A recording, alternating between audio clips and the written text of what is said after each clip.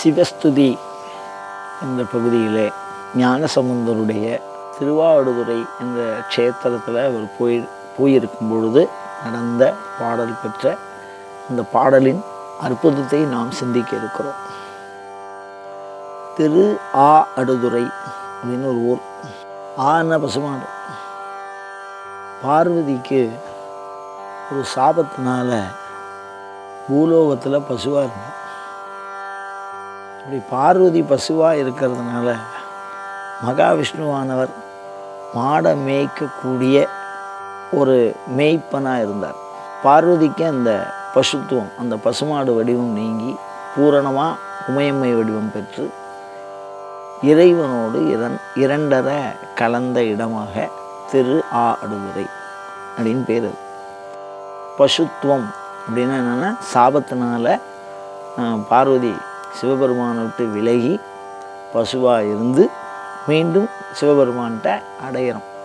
அந்த பசுத்தன்மை அவன் மேலே வச்சுருக்க அந்த உடல் பிறவி சாபத்துக்காரனால மயிலாக இருந்து மயிலாப்பூரில் பூஜை பண்ண மாதிரி பசுவாக இருந்து இந்த தன்மை நீங்கிய இடம் கோகழி அப்படின்னு சொல்லுவாங்க. கோத்பநாசம்னு சொல்லுவாள் வடமொழியில். ஒரு அற்புத தலம். அம்பாள் பசுமாடாக இருந்து பூஜை பண்ணின தலம். அம்பாளே பசுமாடாக இருந்து பூஜை பண்ண தலம். ஒவ்வொரு கருத்துப்படி ஒரு சில மாறுதல்களோடு அங்கங்கே பல தலப்புராணங்கள் சொல்லப்பட்டிருக்கு. இதில் திரு ஆடுதுறை அப்படிங்கிறதுல இதுவும் ஒன்று, இந்த கருத்தும் ஒன்று. இது ஒரு தலம். அந்த தலத்தில் ஞானசம்பந்தர் பாடுறார். அந்த தலத்தில் கூடி சிவபெருமானை பாடுறார். ஞானசம்பந்தர் அந்தணர் குலத்திலே தோன்றியவர்.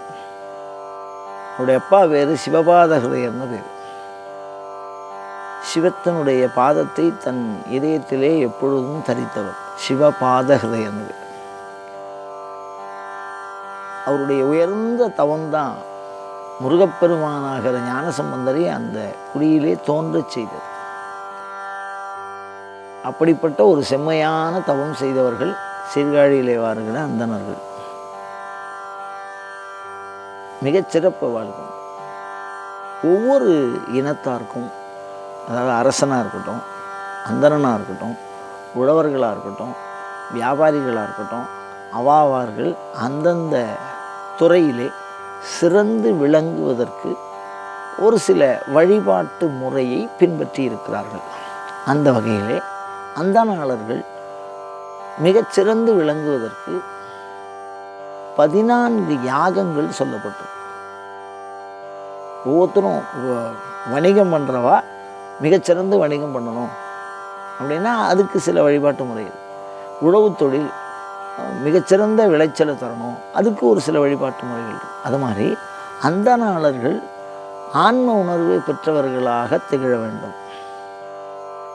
அவர்கள் சொல்லுகிற வாக்கு பலிக்கணும். இந்த யஜ்யம்லாம் பண்ணுற பொழுது அந்த வாக்கு பலிக்கும். அந்தணாளர்களுக்கு வாக்கு பலிதம் ஏற்படணும். அப்போ தான் அந்த தன்மைக்கு சிறப்பு. நான் சொல்கிறது 700 வருஷத்துக்கு முன்னாடி, குறைந்தபட்சம் ஒரு 1000 வருஷம் வச்சுங்களேன். காலத்தினுடைய சூழல் 7ஆம் நூற்றாண்டுன்னு சொல்கிறா. அதில் அந்தணர்கள் என்ன பண்ணாங்கன்னா 14 யாகம் பண்ணுவா. ஒவ்வொரு யாகமாக பண்ணிகிட்டே வருவா. அந்தணர்கள் வீட்டில் 3 விதமான அக்னி இருக்கும். ஒவ்வொருத்தர் வீட்லேயும் காலம்புற ஒரு அக்னி, மத்தியானம் ஒரு அக்னி, சாயந்தரம் ஒரு அக்னி. ஆகவனியம், கார்கபத்தியம், தட்சிணாக்னியன் அப்படின்னு அந்த அக்னிக்கு பேர். 30 எரியோம்பும் பூ உலக வானவர்கள் அப்படின்னு சொல்கிறது வழக்கம் வாழ. அந்த மாதிரி அவள் நெருப்பிலேயே இறைவனை கும்பிடுவாள். இந்த யாகத்தீயில் இயமானனா விமலா சிவபுராணத்தில் இயமானனாம். இயமானன்னா என்னென்னா, வீட்டில் இருக்கக்கூடிய வேள்வி தீயில் இருக்கக்கூடிய சிவபெருமான். வேள்வி தீயில் இருக்கக்கூடிய சிவபெருமான். அந்த வேள்வி தீயில் சிவபெருமானை வழிபட்டதுனால தான் ஞானசம்பந்தர் அந்த குலத்தை, அதாவது முருகப்பெருமான் அந்த குலத்தை தேர்வு செய்தார். அவ்வளவு ஒரு சிறப்பு ஞானசம்பந்தருடைய தந்தைக்கு. அவர் என்ன பண்ணுறார், அவருடைய கடமையை அவர் செய்யணும். அப்படி கடமையை செய்கிற பொழுது அந்தணர்கள் ஒரு 14 யஜ்ஞத்தை செய்வார்கள். நாயன்மார்களுடைய வரலாற்றில் சோமயாஜி அப்படின்னு பேர், சோமயாகம், வாஜபேயி அப்படின்னு ஒரு யாகம், அது ராஜசூயம் அப்படின்னு ஒரு யாகம்.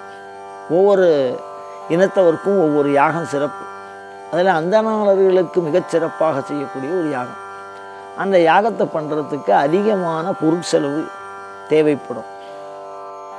அப்படி அந்த பொருட்செலவை தன்னுடைய மகன், அதாவது ஞானசம்பந்தர், அந்த ஞானசம்பந்தர் திருவாவடுதுறையில் இருக்கும்பொழுது அவர்கிட்ட கேட்குறார், நம்மளுடைய மரபுப்படி இந்த யாகத்தை நான் பண்ண போகிறேன், அந்த யாகத்துக்கு எனக்கு கொஞ்சம் பொருள் வாங்கி கொடு, சிவபெருமான்கிட்ட சொல்லி வாங்கி கொடு அப்படின்னு கேட்குறாரு. மிகவும் அற்புதம். அது காரணம் என்னென்னா, அந்த ஊர் சாமியை பாடி அந்த பொன்னை பெற்று தந்தார் ஞானசம்பந்தர். நேரடியாக சிவன்கிட்ட பாடி அந்த யாகம் நடத்துவதற்கு உண்டான பொருளை பெற்று தந்தார். அந்த பாடல் தான் இந்த பதிகம். இதை பாடினால் இறைவனிடத்திலே செல்வம், அதாவது நமக்கு வீட்டில் வரக்கூடிய செல்வம் நல்வழியிலே செலவாகும். நிறையா பேருக்கு சம்பாதிப்போம், தீய வழியில் செலவாகும். ஏதாவது பழக்கம் இருக்கும், அந்த மாதிரி இல்லாமல் நல்வழியிலே பொருளை செலவழித்து, அறத்தின் வழியிலே செலவழித்து, அதையே ஆன்ம நலனாகவும் மாற்றிக்கொள்ள வேண்டும். அதுதான் பொருளின் பயன். அப்படி நல்வழியிலே பொருளை செலவு செய்து ஆன்ம நலன் பெறுவதற்கு அற்புதமான பதிகம் இது. இந்த பாடலில் பாருங்கள், ஞானசம்பந்தர் எப்படி கேட்குறாரு பாருங்கள். இடறினும் தளறினும் எனது ஒரு நோய் தொடரினும் உன் கடல் தொழுவேன், கடல் தனில் அமுதொடு கலந்த நஞ்சை மிடரினில் அடக்கிய வேதியனே, இதுவோ எம்மை ஆளுமாறு ஈவது ஒன்று எமக்கு இல்லையேல், அதுவோ உனது இன்னருள் ஆவடுதுறை அரணே. இந்த பாடலை பாடும்போது சிவபெருமான் அந்த பொற்கிழிகளை கொடுக்கிறார். அவனருளாலே வந்தாள் வணங்கின்னு மாணிக்கவாசகர் சொல்கிற மாதிரி சிவபெருமான் கொடுக்கப்பட்ட யாகத்துக்கு உண்டான பணத்தை வச்சு சிவபெருமானை வழிபாடு செய்து எல்லோரும் நலம் பெற பிரார்த்தித்தார்கள். அப்படின்னா எவ்வளவு ஒரு சிறப்பு. அந்த பாடலை பாடி நம் உள்ளத்திலே அற எண்ணத்தை, நம் செயலிலே அறச்செயல்களை ஏற்படுத்துகிற அற்புத திருப்பதிகம். இதை படித்து பயனுற இறைவனை பிரார்த்தித்து இது போன்ற தொடர்ந்த சிவச்சிந்தனைகளை தூண்டுகிற வினாக்களை எப்பொழுதும் எதிர்பார்த்தவனாய், அயம் தர்மஹா உத்தரோத்தராபிவிருத்திரஸ்து.